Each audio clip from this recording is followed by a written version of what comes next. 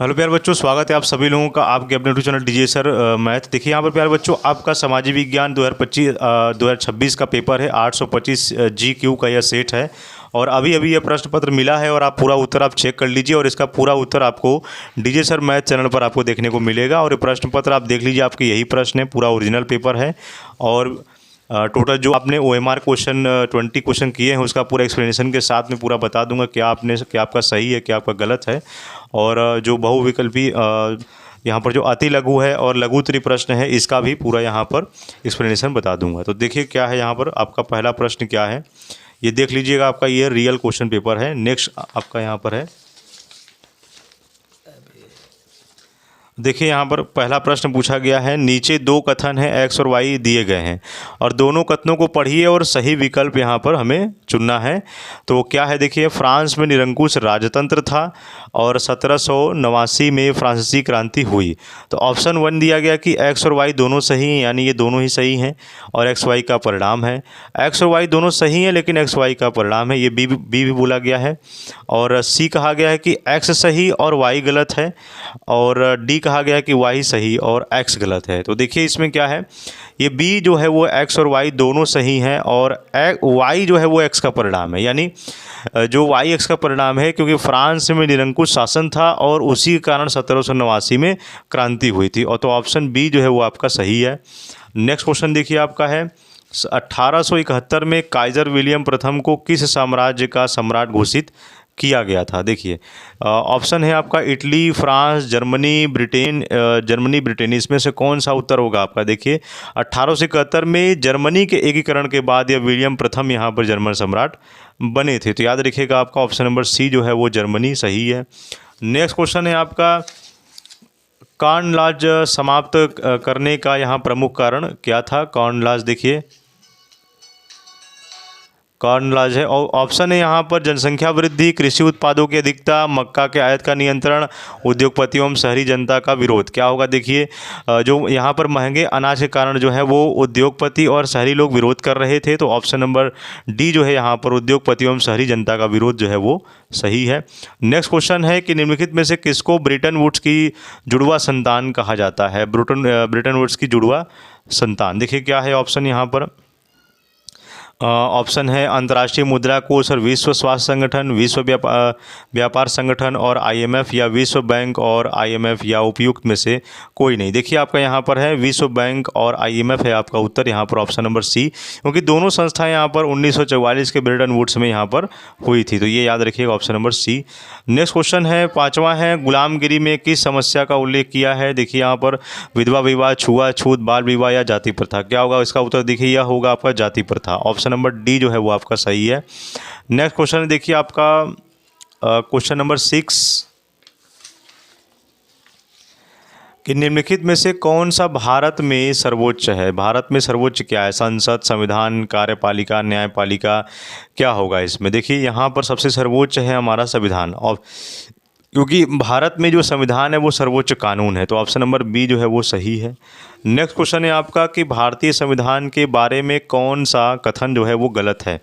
Option है, यह कर्म के आधार पर भेदभाव की मनाही करता है, यह एक कर्म को राजकीय धर्म मानता है और सभी लोगों को किसी भी धर्म का पालन करने की छूट देता है, या ऑप्शन D है, किसी धार्मिक समुदाय में सभी नागरिकों को बराबरी का अधिकार देता है। देखिए भारतीय संविधान के बारे में इसमें से कौन सा कथन गलत है, क्योंकि इसमें लिखा हुआ है कि यह एक धर्म को राजकीय धर्म मानता है। नहीं, ये भारत जो है वो धर्मनिरपेक्ष देश है और कोई भी राजकीय धर्म नहीं है। तो ऑप्शन B जो है वो आपका सही है।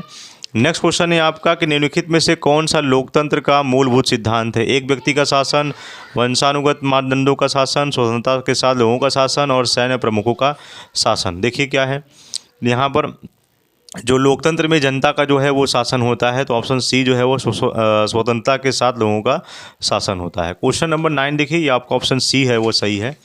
क्वेश्चन नंबर 9 है कि राजनीतिक दलों के सामने कौन सी चुनौतियां हैं? आंतरिक लोकतंत्र का न होना, परिवारवाद होना, या धन और अपराधी तत्वों का प्रभाव होना, या इनमें से कोई नहीं? क्या उत्तर होगा? देखिए, ये आंतरिक लोकतंत्र की कमी और परिवारवाद, धन और अपराध का प्रभाव जो होता है, ये सभी समस्याएं होती हैं, यानी इनमें से सभी जो है ये आपका ऑप्शन सही है।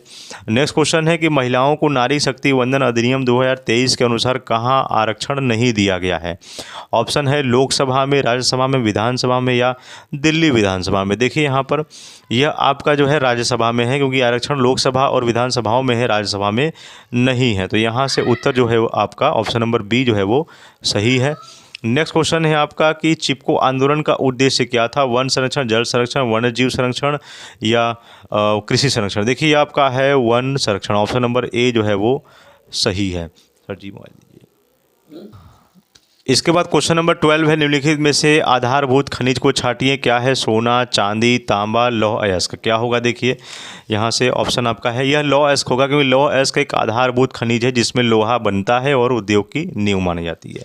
क्वेश्चन नंबर 13 क्या है? निम्नलिखित में से एक संस्था अंतर्राष्ट्रीय व्यापार से संबंधित है। विश्व व्यापार संगठन, अंतर्राष्ट्रीय मुद्रा कोष, या विश्व व्यापार संगठन, या विश्व बैंक? क्या होगा? देखिए इसमें अंतर्राष्ट्रीय जो व्यापार से संबंधित है यह आपका WTO होता है, जिसको हम विश्व स्वास्थ्य संगठन कहते हैं। ऑप्शन नंबर यहाँ व्यापार संगठन की बात हो रही है, तो विश्व व्यापार संगठन ऑप्शन ए जो है वो आपका सही है।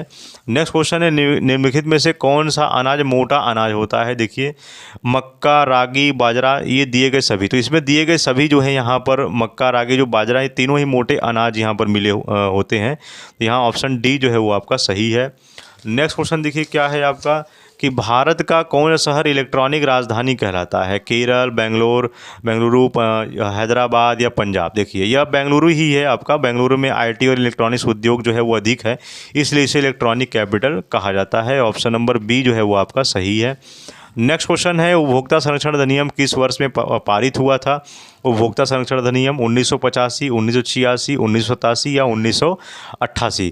तो यह 1986 में हुआ था। उपभोक्ताओं के अधिकारों की रक्षा के लिए 1986 में यह कानून लाया गया था। ऑप्शन नंबर बी जो है वो सही है।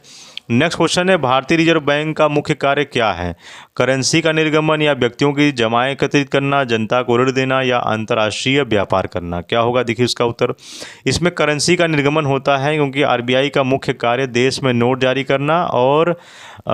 करना और मुद्रा प्रणाली को नियंत्रित करना है। तो करेंसी का निर्गमन आपका उत्तर जो है ए जो है वो सही है। नेक्स्ट क्वेश्चन देखिए आपका क्वेश्चन नंबर 18 कि स्वयं सहायता समूह जो है यहाँ पर इसका संचालित कौन करता है? ऑप्शन है सरकार, पंचायत, सभी सदस्य, या बैंक? देखिए यहाँ पर जो स्वयं सहायता समूह होता है वो सभी सदस्य यहाँ पर होते हैं, जिसको हम SHG यहाँ पर सेल्फ हेल्प ग्रुप के नाम से जानते हैं।